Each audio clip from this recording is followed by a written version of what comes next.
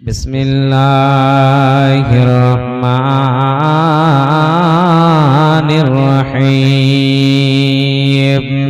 লাইসাল বিররা আন তুওয়াল্লু উজুহাকুম কিবালাল মাশরিকি ওয়াল মাগরিবি ওয়ালাকিন্নাল বিররা মান আমানা বিল্লাহি ওয়াল ইয়াউমিল আখির ওয়াল মালাইকাতি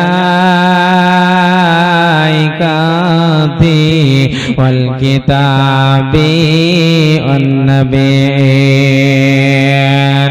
মহান আল্লাহ বলেন, হে আমার আমডল গ্রামের বান্দা এবং বান্দিনা শুনে নাও, পূর্ব কিংবা পশ্চিমে নামাজ পড়ার নাম, মাথা ঢোকার নাম, সালাত আদায় করার নাম পূর্ণাঙ্গ কামিয়াব নয়।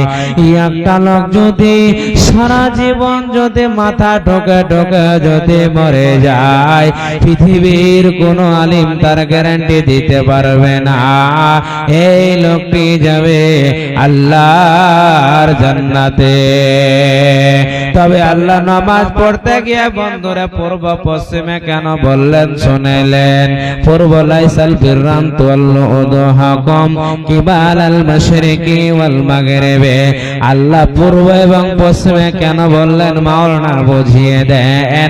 আমরা তো পশ্চিম দিকে মুখ করে সালাত আদায় করি, আবার নাকি পূর্ব দিক করে মুখ করে নামাজ হয়, আপনি বুঝিয়ে দেন। জি মাওলানা আপনি একটু বুঝিয়ে দেন। আপনারা বুঝেলেন কাবার চারিদিকে নামাজ হয় বন্ধুরে, আমরা কাবার পূর্ব দিকে রয়েছি, তাই বলে পশ্চিম দিক করে মুখ করে নামাজ পড়ি। যারা পশ্চিম দিকে রয়েছে রে তারা পূর্ব দিক করে মুখ করে নামাজ পড়ে, যারা কাবার উত্তর দিকে রয়েছে তারা দক্ষিণ দিকে মুখ করে নামাজ পড়ে। যারা দক্ষিণ দিকে রয়েছে বন্ধুরে তারা কাবার উত্তর দিক করে মুখ করে নামাজ পড়ে।